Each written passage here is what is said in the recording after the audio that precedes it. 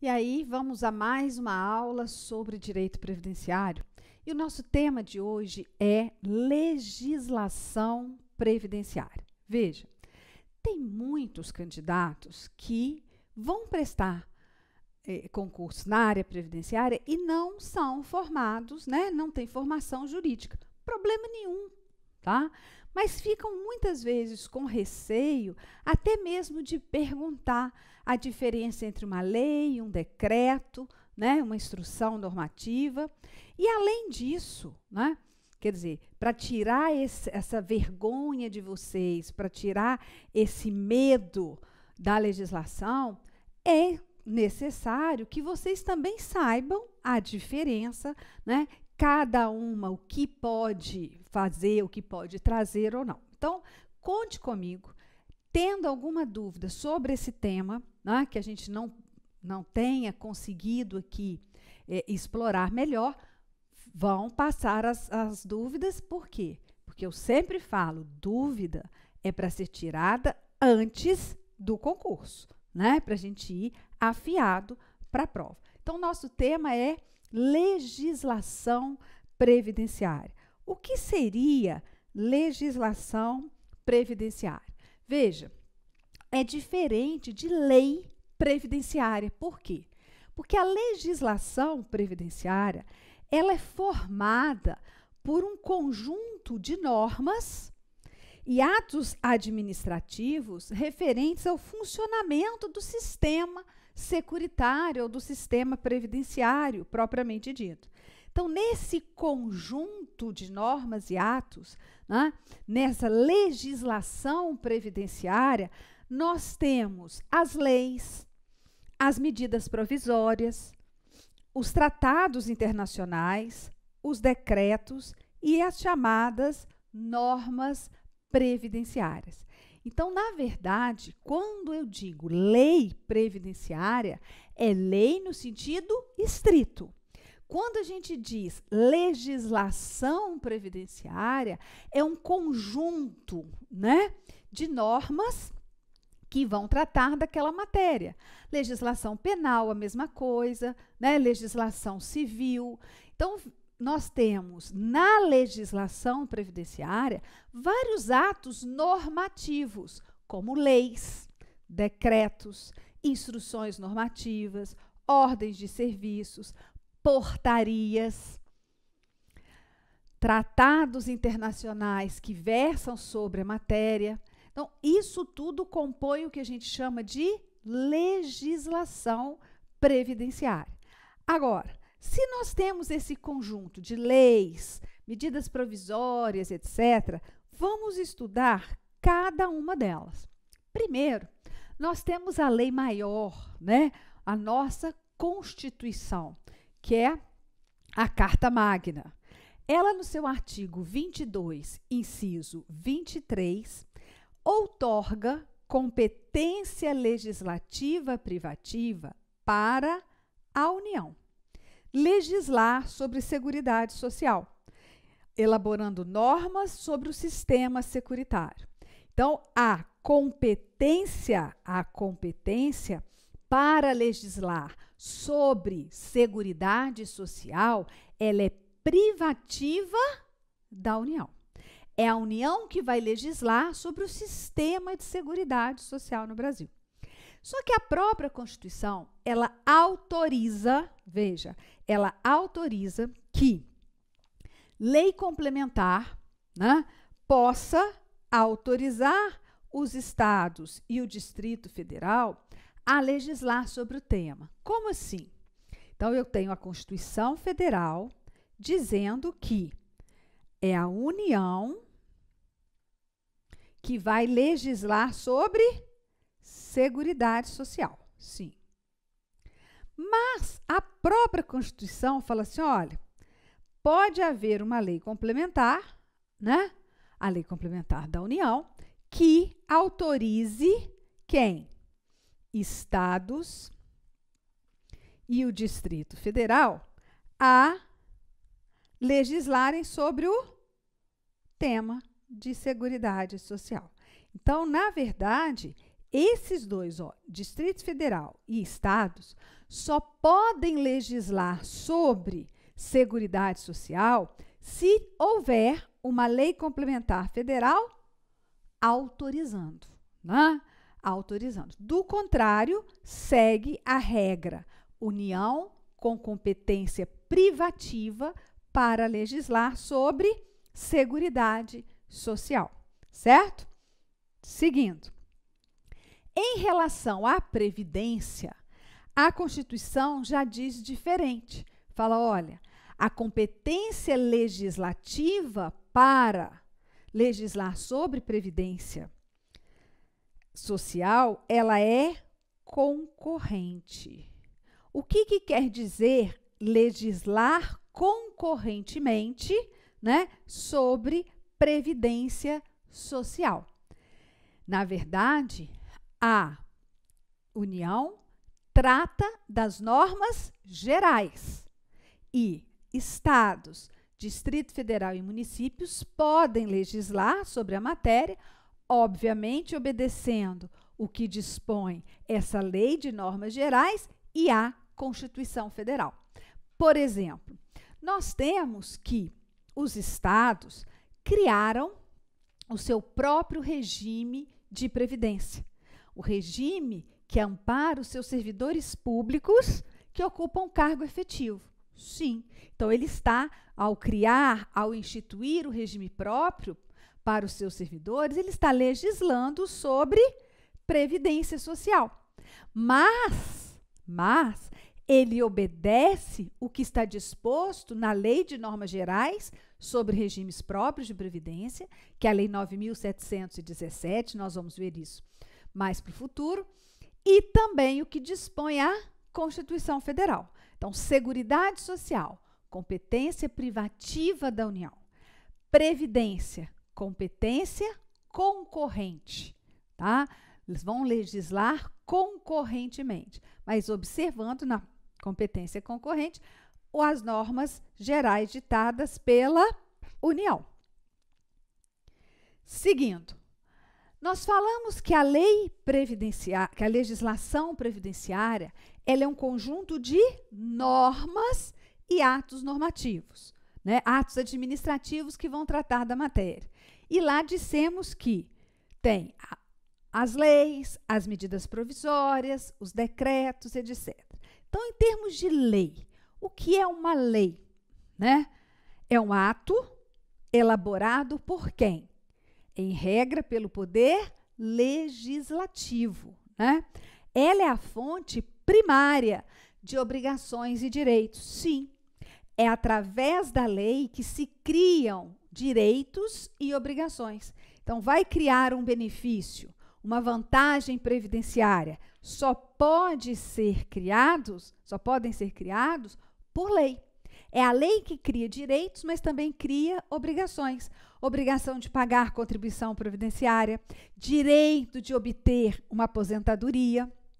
Ah, mas a Constituição fala das regras a serem obedecidas para a concessão de aposentadoria, nos termos da lei. Então, quem institui direito ao benefício de aposentadoria é a lei, né? É a lei através do poder legislativo. Então, veja aí, ao poder legislativo cabe criar e disciplinar o sistema de seguridade social trazido pela Constituição de 88. Cabe à União, repita-se, elaborar as leis sobre a organização da Seguridade Social. E é isso mesmo. Você tem, por exemplo, a Lei 8080, né, que é a Lei Orgânica da Assistência, Lei Orgânica da Saúde.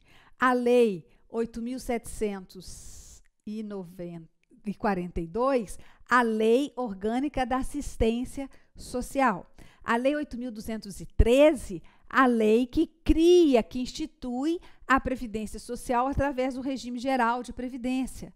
A Lei 8.212, que institui o sistema de quê? De custeio da Seguridade Social. Então, a União, né, através dessas leis, ela vai criar direitos e obrigações no âmbito da Seguridade Social.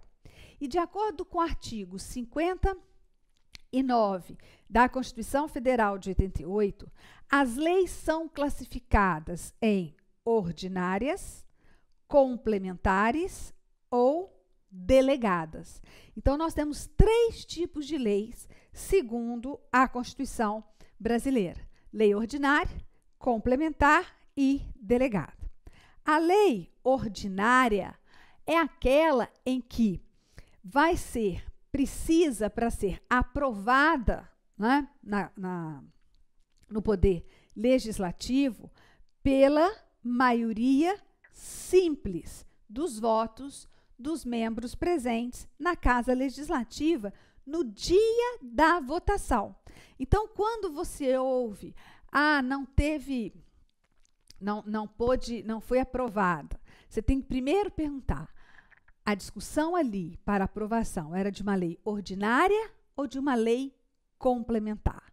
Se for de uma lei ordinária, basta a maioria simples dos votos de quem estava naquele momento da votação para aprovar a lei. Então, se eu tenho ali, vamos supor no Senado, né? Se eu tenho ali 3 vezes 27, e agora? São 27 vezes 3 senadores, né? Eu vou ter lá 27, 54, 81 senadores. Então, 81 senadores. Vamos supor que tivessem presentes apenas 60. Com 31 votos, o Senado aprova a lei ordinária. Por quê? Porque ele precisa da maioria simples dos votos. Já no caso da lei complementar, para que ela seja aprovada, é necessário que tenhamos a maioria absoluta dos membros da Casa Legislativa.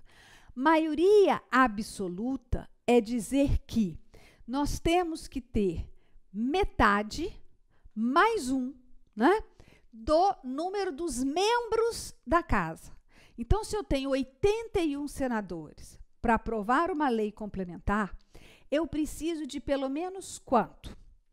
42 votos.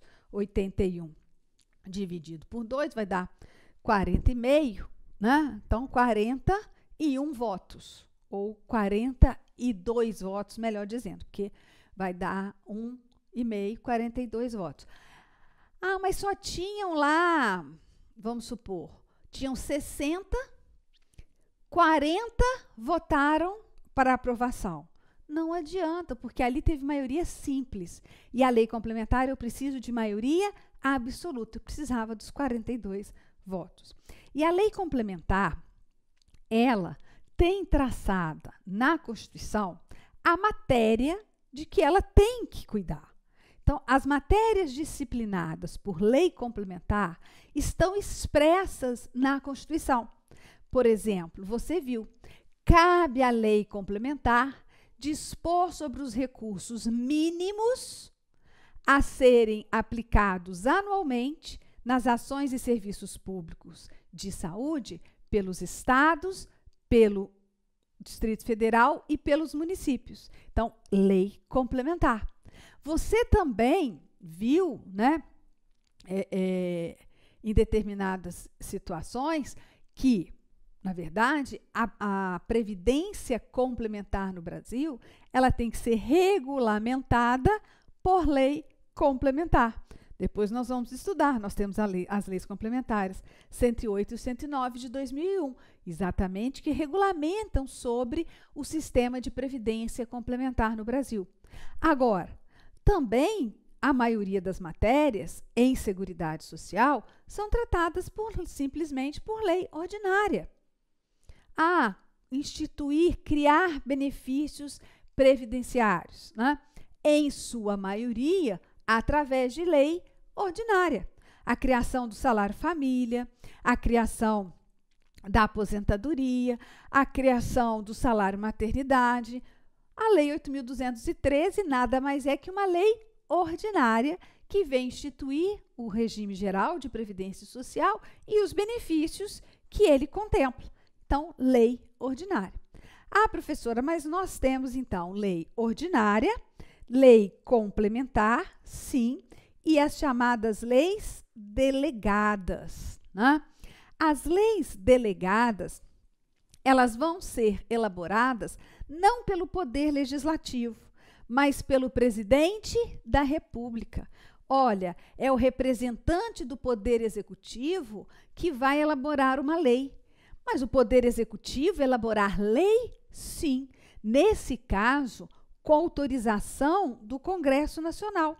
É o próprio Poder Legislativo autorizando o Poder Executivo para elaborar uma lei sobre determinada matéria. Por isso que se chama lei delegada, né? O Legislativo, o Congresso Nacional, delega poder ao presidente da República para elaborar uma lei. Só que, nesse caso, ao delegar, né, a Constituição não permite que todas as matérias sejam tratadas por lei delegada, ainda que haja autorização. Então, não pode o Congresso Nacional, por exemplo, autorizar o presidente da República elaborar uma lei delegada sobre matéria afeta a lei complementar, sobre matéria que é específica de lei complementar. Então, veja lá. Haverá solicitação ao Poder Legislativo, né, no caso do presidente da República, delimitando o assunto sobre o qual irá legislar. O Congresso, então, aprova esse pedido, né, e especifica o conteúdo da delegação e os termos do seu exercício.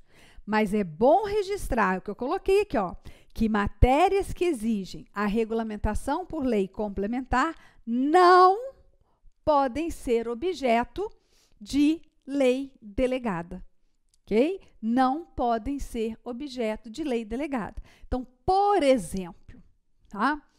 A lei que instituiu critérios diferenciados para a aposentadoria do segurado com deficiência foi uma lei complementar, a Lei Complementar 142.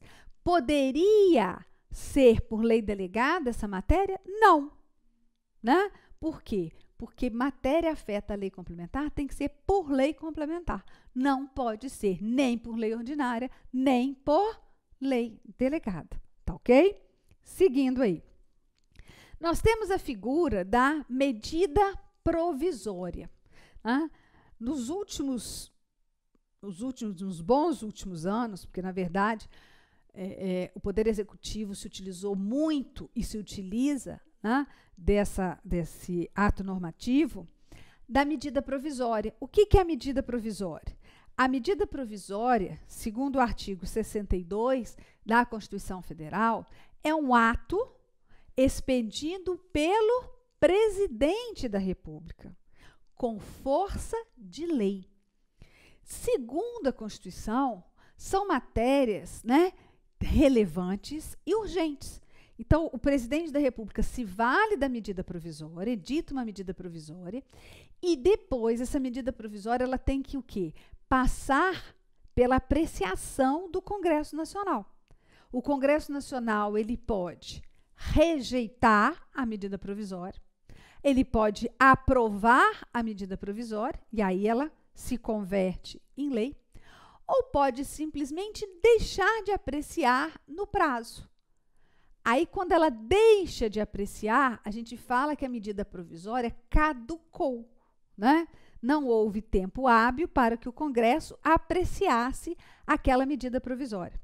E também chamar a atenção que matéria reservada à lei complementar não pode ser objeto de medida provisória, tá? Medida provisória, então, tem força de lei e é ato do Poder Executivo, no nosso âmbito federal, no caso, o presidente da República. Pois bem, agora temos também como componente da legislação previdenciária os tratados internacionais. os tratados internacionais, que no caso vão versar sobre matéria securitária. Então, esses tratados são firmados, né, pelo presidente da República com os demais países signatários. Veja, o presidente da República firma esse tratado, mas o tratado ele precisa da aprovação do Congresso Nacional. E o ato normativo de aprovação do tratado internacional pelo Congresso Nacional se chama decreto legislativo. Então, através do decreto legislativo expedido pelo Congresso Nacional, se aprova um tratado internacional. Na Lei 8.212, que trata do custeio da Seguridade Social, nós temos o artigo 85A dizendo: os tratados, convenções e outros acordos internacionais de que Estado estrangeiro, organismo internacional e o Brasil sejam partes e que versem sobre matéria previdenciária são interpretados como lei especial. Veja só, se entre o que dispõe a lei brasileira e o tratado internacional firmado entre o Brasil e um outro país, um país estrangeiro, tiver ali alguma dúvida, alguma divergência, vale, naquele caso concreto, o disposto no tratado internacional. Porque ele é considerado, ele é tratado como lei especial, tá? Como lei especial. Então, tratados internacionais que versam sobre matéria previdenciária são interpretados como lei especial. Nós temos também os decretos. E cuidado, o decreto, ele não é um ato que possa criar direitos e obrigações. O decreto, ele não vem do poder legislativo, aquele que tem a autorização, a competência de elaborar as leis. O decreto é um ato normativo expedido pelo poder executivo, pelo chefe do poder executivo. E para que ele serve? Ele serve para regulamentar as leis, mas não pode, né, ultrapassar o alcance dessas leis. Ele não pode criar direitos e obrigações, porque isso quem cria é a lei. Então, o decreto ele vai servir para o quê? Para regulamentar a lei. Então, ele é fonte primária da legislação previdenciária? Não. Ele é fonte secundária do direito previdenciário. Por quê? Porque a fonte primária, ela cria direitos e obrigações. Ela inova, né, no mundo jurídico. Já o decreto, não. Então, o decreto, você tem que guardar que o decreto, ele é fonte secundária. E a lei é fonte primária, né? Aqueles atos normativos que possam inovar o mundo jurídico, possam criar direitos e obrigações, sim, vão ser fonte primária. Aqueles que não, são fonte secundária. Como exemplo de decreto, nós temos o que temos que estudar a todo momento quando se fala em previdência. É o decreto 3.048, de 1999, que vai regulamentar duas leis, a Lei 8.213, a Lei de Benefício, e a Lei 8.212, que é a Lei de Custeio da Seguridade Social. Temos o decreto 6.214, que você também terá que estudar, que trata da regulamentação do benefício de prestação continuada da assistência social, instituído pela Lei Orgânica da Assistência Social. Olha que interessante. A Constituição Federal, lá no artigo 203, inciso 5, fala que é garantido o benefício no valor mensal de um salário mínimo ao idoso e ao portador de deficiência que não tiver condições de prover a sua manutenção ou de tê-la provida por sua família, atendidos os requisitos da lei. A Constituição criou, instituiu o BPC da LOAS? Não. Ela simplesmente garante esse benefício desde que atendidos os requisitos da lei. Vem a Lei Orgânica da Assistência Social e institui esse benefício.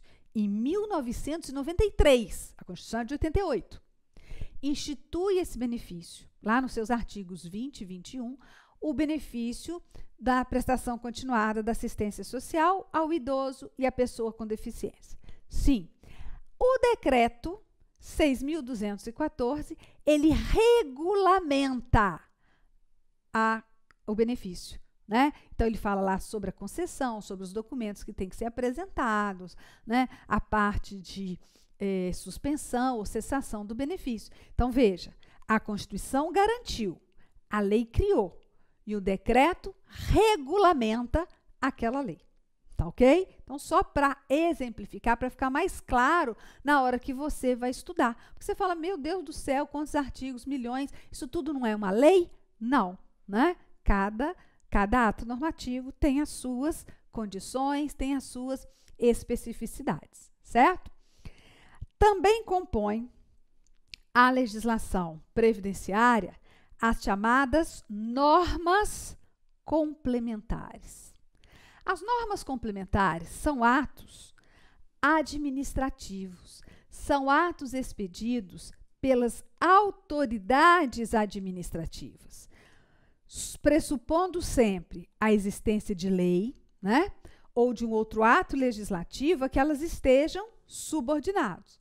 Então, nós temos, nesse grupo de normas complementares, as chamadas portarias. As portarias, elas são expedidas pelos ministros de Estado. Então, você vai me ver falando muito sobre a portaria do ministro da Fazenda. Com a portaria do ministro da Fazenda que se tem o índice de reajustamento dos benefícios da Previdência Social. A cada ano está lá o limite máximo, através da portaria, que se estabelece o limite máximo do valor dos benefícios do regime geral de Previdência Social, o valor das cotas de salário-família, né? Então, expedido por meio de portaria, nesse caso específico, portaria do Ministério da Fazenda. Também nós temos as instruções normativas, sim, né? Instrução normativa do INSS, instrução normativa da Receita Federal do Brasil. Olha, são instruções, são normas expedidas no caso do INSS pela autarquia e no caso da Receita Federal pelo órgão, né? São instruções que, como o próprio nome diz, instrui os subordinados como cumprir a lei, tá? Instruções normativas. Temos também as orientações de serviço, nós temos as ordens de serviço e etc. E todas as normas complementares, elas são fontes secundárias do direito previdenciário. Por quê? Elas podem criar direitos e obrigações? Elas podem inovar no mundo jurídico? Não. Bem como o decreto. Então, fontes primárias, decretos, normas complementares, fonte secundária. E o tratado internacional? Tratado internacional, fonte primária, né? Inclusive, ele vai ser interpretado como lei especial, certinho? Olha, o direito previdenciário, sempre há essa discussão se ele é autônomo ou não em relação aos outros ramos do direito. Veja, uns entendem que o direito previdenciário, ele surge, né, a partir da quê? Da segmentação, da separação do direito administrativo, em razão da organização do Estado pela proteção social. Outros consideram que o direito previdenciário, ele nasce com a evolução do direito do trabalho. Pois bem, isso é o entendimento dos doutrinadores. E outros também vão entender que não, que o direito previdenciário, ele é autônomo. Por quê? Porque desde o momento que ele nasce, né, que ele vai tratar aí das relações previdenciárias, ele já traz conceitos próprios, conceitos que não são do direito do trabalho, né, não são do direito administrativo. Então, segundo essa corrente, o direito previdenciário, ele é autônomo, já que desde o seu surgimento, desde as épocas remotas, né, esses princípios previdenciários, esses conceitos, são muito mais, são mesmo anteriores ao próprio direito do trabalho. Como, por exemplo, há conceitos no direito previdenciário que não tem em nenhum outro ramo. Salário de contribuição, salário de benefício, são conceitos específicos do direito previdenciário. Aí, segundo essa corrente, né, nós temos o quê? Que o direito previdenciário, ele é autônomo em relação aos demais ramos do direito, tá? Agora vamos falar de um outro tópico, também ligado à legislação previdenciária. Quais são as fontes da legislação previdenciária? Né? De onde vem a legislação previdenciária?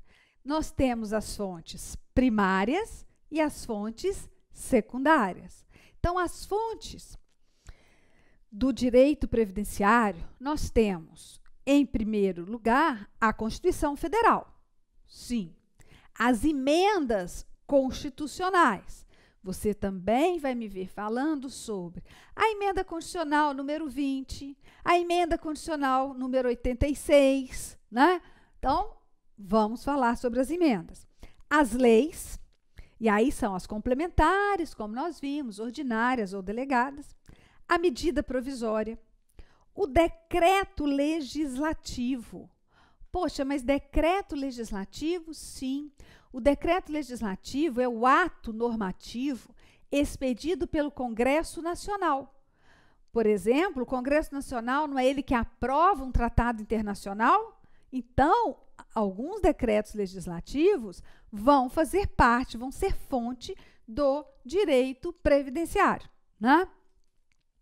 Nós temos resoluções do Senado Federal, atos administrativos e normativos, e também muitos entendem que, como fonte da legislação previdenciária, nós temos a jurisprudência dos tribunais superiores. Quer dizer, os entendimentos, né, as decisões reiteradas sobre determinado assunto dada pelos tribunais superiores. Veja, então, a palavra lei, nós vimos que a palavra lei, no seu sentido mais amplo, ela vai contemplar muito mais do que aquilo que nós dissemos, leis ordinárias, leis complementares, leis legais. Não, no sentido amplo, lei é tudo quanto é ato normativo que trata de uma determinada matéria, né? Então, aí eu coloco leis, medida provisória, portaria, instrução, não. Só que no seu aspecto mais estrito, no seu sentido estrito, que é o que realmente mais nos importa, as leis, elas são o quê? São elaboradas, são atos normativos elaboradas pelo Congresso Nacional com o objetivo de quê? De criar direitos e obrigações. Então, elas o legislativo vai criar as leis ordinárias e as complementares. E o Poder Executivo, através de delegação do Congresso Nacional, ele pode elaborar uma lei delegada, né? As medidas provisórias não precisam de delegação do Congresso Nacional, mas são atos normativos com força de lei, editados por quem? Pelo chefe do Poder Executivo. As leis ordinárias, as leis complementares, as leis delegadas e as medidas provisórias, elas são consideradas, então, fontes primárias do direito previdenciário. Por que primárias? Porque elas podem, né, criar direitos e obrigações. Elas podem inovar no mundo jurídico. Então, são fontes primárias. Agora, e as demais, né? E as demais fontes, os demais atos normativos? Os demais atos normativos, eu posso dizer que são fontes secundárias. Veja, elas não podem contemplar novos direitos e obrigações, mas podem regulamentar as fontes primárias. Sim. Então, nós temos aí os decretos que vão regulamentar as leis, as instruções normativas, as resoluções, as orientações internas e outras normas complementares. Então, normas complementares são fontes secundárias. Leis, no seu sentido estrito, são fontes primárias do direito previdenciário. E alguns também, autores entendem que a jurisprudência, ela faz parte, ela é fonte do direito previdenciário. E aí, quando eu falo assim, segundo a jurisprudência do STJ, segundo a jurisprudência dominante, eu falo, gente, porque você encontra isso na prova, tá? Então, já estou fazendo você acostumar com o texto. O que seria jurisprudência? Jurisprudência é a decisão reiterada naquele mesmo sentido sobre uma determinada matéria. Então, a jurisprudência, ela funciona como fonte geradora da norma jurídica individual em razão dessas decisões judiciais. Ela é fonte de direito? Sim. As suas decisões são vinculantes para as partes, né? Então, jurisprudência. Aí eu sempre falo assim, olha, né, é obrigação minha até. O STJ entende que a lei aplicável à pensão por morte é a lei previdenciária vigente no momento do fato gerador, no momento do óbito, né, do segurado. Isso por quê? Porque os tribunais superiores já bateram tanto ali que entendem dessa maneira. Então, a jurisprudência do STJ está nesse sentido. A jurisprudência do STJ está entendendo que o menor sob guarda judicial, ele poderá ser enquadrado como dependente do segurado no regime geral, embora não haja previsão legal. A lei não traz o menor sob guarda como dependente no regime geral, mas os tribunais entendem, o STJ já pacificou esse entendimento. Então, eu vou para a minha prova sabendo, segundo a legislação previdenciária, é assim, mas a jurisprudência já está nesse sentido. Às vezes, a jurisprudência tem a mesma interpretação que a Previdência, a mesma interpretação que a administração pública tem. Outras horas, não. Então, a sua banca pode vir a te perguntar, né, que como é o pensamento, como é o entendimento dos tribunais superiores. Então, veja lá, as decisões reiteradas dos tribunais pátrios formam a jurisprudência e são capazes até mesmo de modificar o conteúdo de atos administrativos, adaptando-os às interpretações oriundas do judiciário. Sim, nós tivemos, por exemplo, né, mais para frente você vai ver que os tribunais superiores vinham entendendo que uma determinada contribuição previdenciária era inconstitucional. Era inconstitucional. E de tanto, né, os tribunais decidirem dessa maneira, o Senado Federal, que tem competência para isso, ele suspendeu a execução do inciso 4 do artigo 22 da Lei 8.212. Então, porque a jurisprudência pode alterar, sim, os atos administrativos, certo? Então, vamos lá. Aplicação, vigência, interpretação e integração da legislação previdenciária. Esse tema vem no seu edital. E o que é aplicar? O que é estar uma norma vigente? Como interpretar uma norma previdenciária? Como usar os métodos de integração para a legislação previdenciária? Então, vamos ver. Aplicar uma norma, aplicar a lei previdenciária. Gente, eu tenho aplicação de uma lei no tempo e no espaço, né? Quando, em que momento aquela lei é aplicada? Ah, no ano de 1900 e tanto era aquela lei. Isso é tempo. Ah, ela é aplicada inclusive fora do território nacional. Isso é espaço. Então, veja lá. Aplicar a lei significa reconhecer a subsunção de um determinado caso concreto à situação genérica prevista na lei, né? Tem lá a lei que está com o quê? Com o abstrato, o genérico. E aí nós vamos adaptar ou aplicar aquela redação, aquele texto, num determinado caso concreto. Então, enquadrar determinado evento conhecido numa previsão legal, né, anterior a ele, que veio para ele. Aí, veja, em matéria previdenciária, aplica-se o princípio segundo o qual tempus rege acto. Tempus rege acto, ou seja, a lei que se aplica é a lei vigente na data da ocorrência do fato. Coloquei aqui para você exatamente a súmula 340 do STJ, né? A lei aplicável à concessão da pensão previdenciária por morte é aquela vigente na data do óbito do segurado. Então, não adianta, se o segurado faleceu em 1985, a lei vigente lá em 1985 é que tem que ser aplicada para concessão por morte aos dependentes. Eu não posso utilizar a lei de 91 ou a lei alterada em 2015. Não, é a lei vigente na época do fato gerador do benefício, né? Então, sempre lembrar desse princípio, tempus rege actum.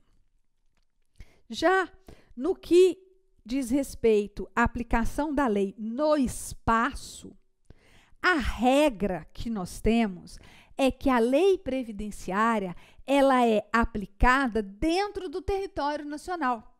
Então, a gente traz o princípio da territorialidade.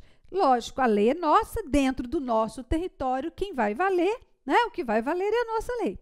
Mas há casos específicos em que a lei previdenciária ela é aplicada até mesmo fora do território brasileiro.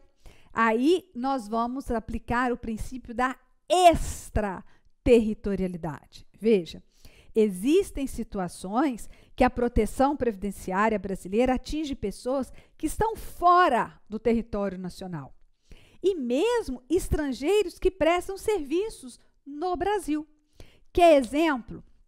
Ora, o brasileiro civil, que estiver prestando serviço em organismos oficiais brasileiros no exterior, ainda que lá domiciliado e contratado, se não tiver coberto por regime próprio lá, ele é segurado da Previdência brasileira.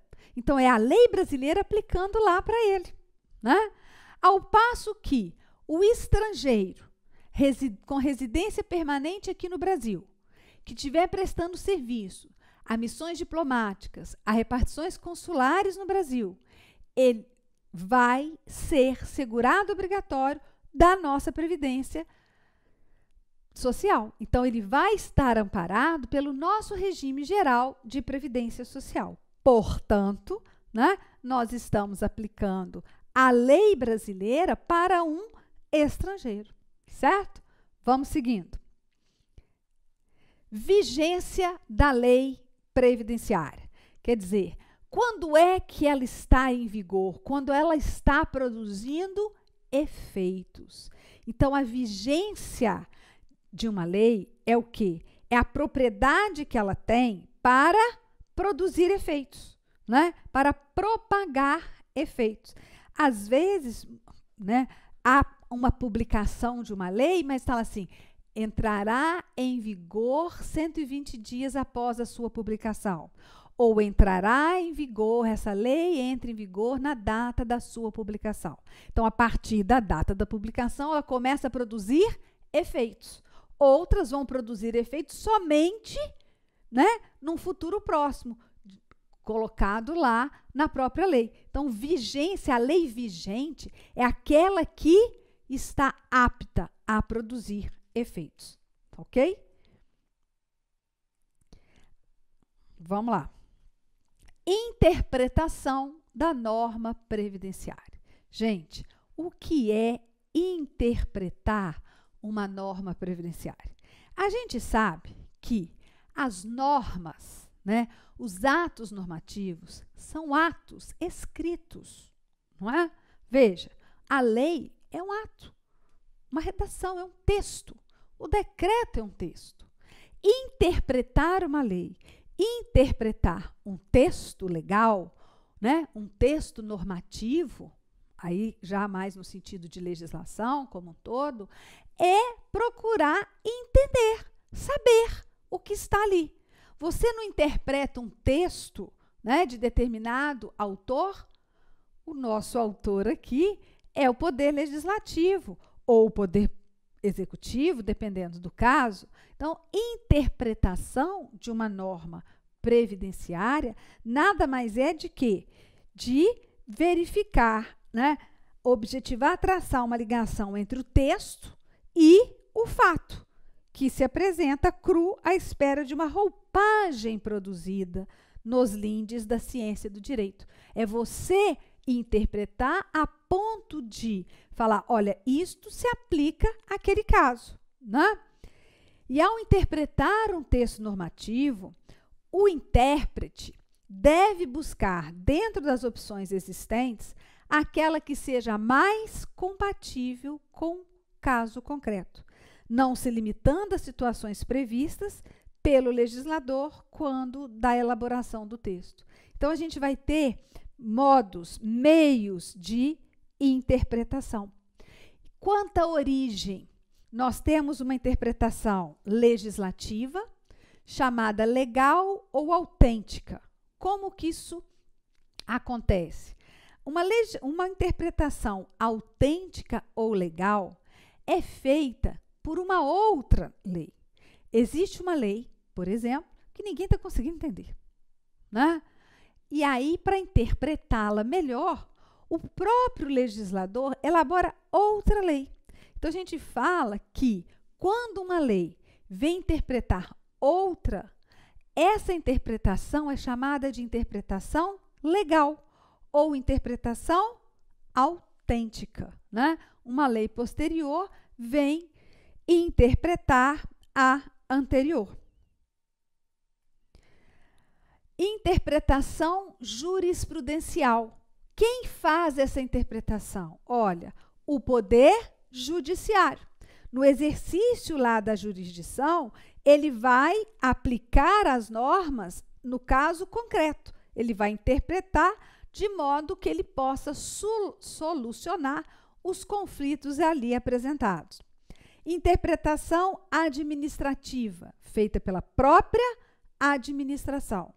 Interpretação doutrinária, né, feita pelos doutrinadores, pelos estudiosos daquele assunto. Então, no nosso caso, pelos estudiosos do direito previdenciário, os doutrinadores, chamados doutrinadores, vão interpretar aquela norma previdenciária. Por isso, quando eu falo assim, os doutrinadores entendem, né? Alguns doutrinadores entendem que o direito previdenciário é um ramo autônomo em relação aos demais, porque ele tem conceitos próprios. Quem teve essa interpretação? Os doutrinadores, né?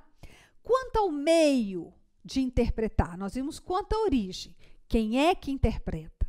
Agora, quanto ao meio de interpretação? Nós temos a interpretação gramatical, chamada também de literal ou filosófica. Ora, interpretação literal, interpretação gramatical é a interpretação da lei no seu sentido das palavras.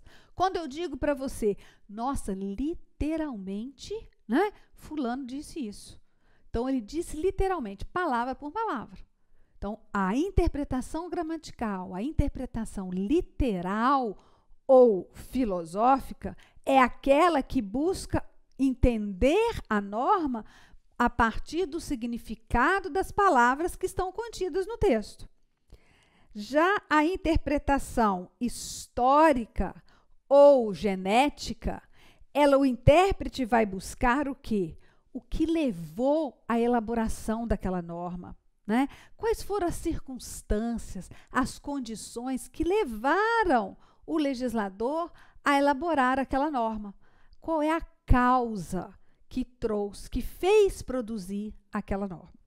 Temos também a interpretação teleológica ou interpretação finalística. E eu te falo que o CESP ama esse tipo de interpretação, essa forma de interpretação. A interpretação teleológica, ela é feita buscando o quê? A finalidade, o objetivo da norma, o que o legislador quis alcançar com aquela norma. Por exemplo, a Lei 8.213, ela foi modificada para que a pensão por morte do cônjuge e companheiro, companheira, não fosse, em regra, vitalícia.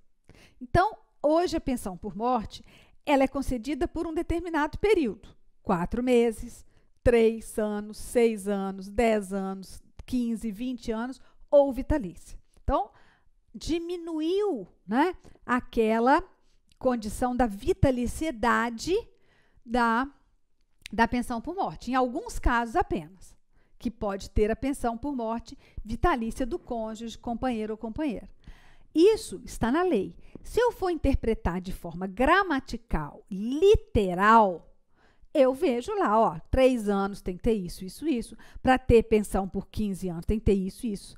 Agora, se eu for interpretar de forma teleológica ou finalística, eu quero saber assim, qual o objetivo do legislador ao fazer esse tipo de lei, né? O que ele quis alcançar? Qual a finalidade dele? Isso é interpretação teleológica, finalística. Finalística, você lembra de fim, né? Qual o fim a ser alcançado? Então, além disso, nós temos a chamada interpretação sistemática.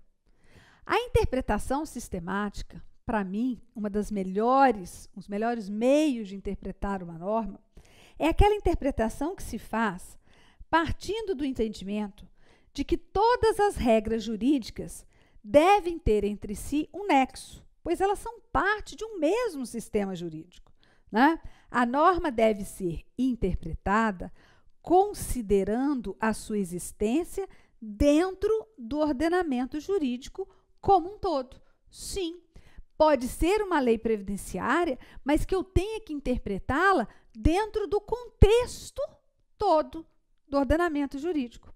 Então, a lei vai falar sobre, vamos supor, concubinato, né? Eu tenho que interpretar aquela disposição ali da lei, mas levando em consideração todo o ordenamento jurídico. Qual que é o instituto, como que é o instituto do concubinato, quais são os direitos ou não de um concubino ou concubina, né? Para ver se está tudo de acordo. Essa interpretação sistemática ou sistematizada, como a gente diz, tá ok? Em relação à finalidade, né? Nós vimos origem, meio e finalidade. Nós temos a interpretação estrita, a interpretação restritiva e a interpretação extensiva. A interpretação estrita é aquela que ocorre quando há concordância entre o que está na lei, né, o significado das palavras e o que realmente o legislador quis. A interpretação restritiva é aquela quando o texto é mais amplo do que a intenção do legislador. Então, nós vamos ter que restringir o alcance da norma. Ao contrário da interpretação extensiva, porque o que está escrito é menos do que o legislador queria. Então, o intérprete, aquele que vai interpretar a lei, ele vai tentar expandir o alcance da lei. Tá? Então, estrita, restritiva e extensiva. Agora, vamos falar a de integração da lei previdenciária. Veja, integração da lei previdenciária, a gente utiliza determinados métodos para integrar a lei previdenciária porque existem buracos, existem lacunas que elas vão ter que ser preenchidas através desses métodos de integração. Então, na integração, nós temos o meio, né, de que se vale o aplicador da lei para tornar o sistema jurídico inteiro, sem lacunas. Pode acontecer que o intérprete verifique não existir uma regra jurídica que se amolde especificamente para o caso concreto. E aí, como tem uma lacuna na norma, ela tem que ser preenchida. E como modos de integração, como meios de integração, nós temos aí a utilização da analogia, da equidade, dos costumes e dos princípios gerais de direito. No caso da analogia, o que seria analogia? A gente sempre fala isso, né? Por analogia, eu deduzi. O que é a analogia?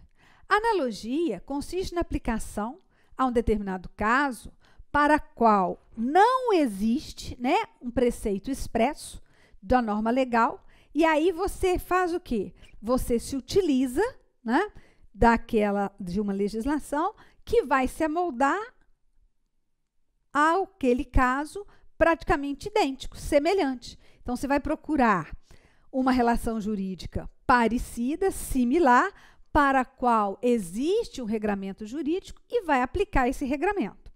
Já na equidade, a equidade nos lembra o quê? Senso de justiça. Então, vai utilizar a equidade como um instrumento de interpretação concreta da justiça. O que vai fazer? Vai utilizar esse senso de justiça para preencher a lacuna encontrada na lei. Por exemplo, por muitos anos, o judiciário se utilizou da equidade para conceder pensão por morte a companheiros de união homoafetiva, porque não havia previsão legal, né, só para as relações heteroafetivas. Poxa, mas utilizou ali o senso de justiça. União hétero, união estável homoafetiva, existem ali relações jurídicas a serem analisadas. Então, por muitos anos, como não havia previsão na norma previdenciária, na legislação previdenciária, os tribunais utilizaram, sim, da equidade. Tá? Vamos lá. Os costumes. O que são costumes? Eu estou acostumado todos os dias a levantar às 7 da manhã. Então, você tem uma prática, né, de levantar às 7 da manhã. Então, costumes, na verdade, são práticas reiteradas. No nosso caso aqui, são práticas reiteradas pela sociedade e aceitas, né? Aceitas como concretas, elas têm força de norma, desde que, obviamente, não sejam contrárias à lei. E, por último, como meio de integração da norma jurídica, nós temos os chamados princípios gerais de direito. São aqueles que fornecem as principais diretrizes do ordenamento jurídico, responsáveis pela fundação de toda a construção jurídica. São os princípios básicos que orientam todos os ramos do direito. Ah, professora, me dá um exemplo de um princípio geral de direito. O princípio da vedação do enriquecimento ilícito, né? Você não pode se enriquecer, se privilegiar, né, sem uma causa. Então, enriquecimento ilícito. Nós temos como um princípio, até princípio da administração, o princípio da moralidade pública, né? O princípio da legalidade. São princípios gerais de direito, quer dizer, a lei que vai criar direitos e obrigações. Então, como meios de integração da norma previdenciária, nós vamos ter o quê? Analogia, equidade, os costumes e os princípios gerais de direito, né? E lembrar a vocês que nós temos hierarquia das normas previdenciárias, mas não temos hierarquia de leis previdenciárias. As leis previdenciárias ou as leis, elas estão no mesmo patamar. O que nós temos é hierarquia de normas previdenciárias. Então, veja só, na hierarquia das normas, nós temos a superior sendo o fundamento da validade da inferior. Então, nós temos no topo as normas constitucionais, né? Depois, as leis complementares, ordinárias, delegadas, tratados internacionais, medidas provisórias, decretos legislativos e resoluções do Senado. Essas estão na mesma linha de hierarquia. Temos os decretos regulamentares, depois as normas complementares, instruções normativas, portarias, ordens de serviço. Então, eu não posso dizer que a lei complementar é superior à lei ordinária. Não. Leis não têm hierarquia entre elas. Eu tenho hierarquia entre normas. Sim? Então, tecnicamente indevida a expressão hierarquia das leis. Nós temos hierarquia das normas, ok?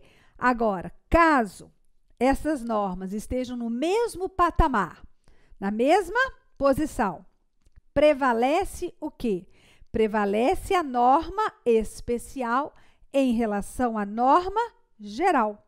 Como exemplo, eu tenho o próprio artigo 85A da Lei 8.212, falando que os tratados internacionais que versam sobre matéria previdenciária deverão ser interpretados como norma especial.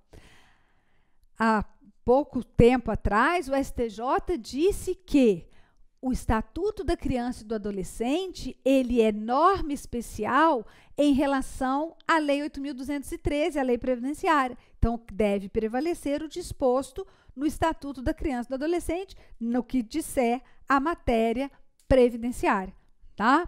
E também a gente deve lembrar do princípio do indúbio pro mísero.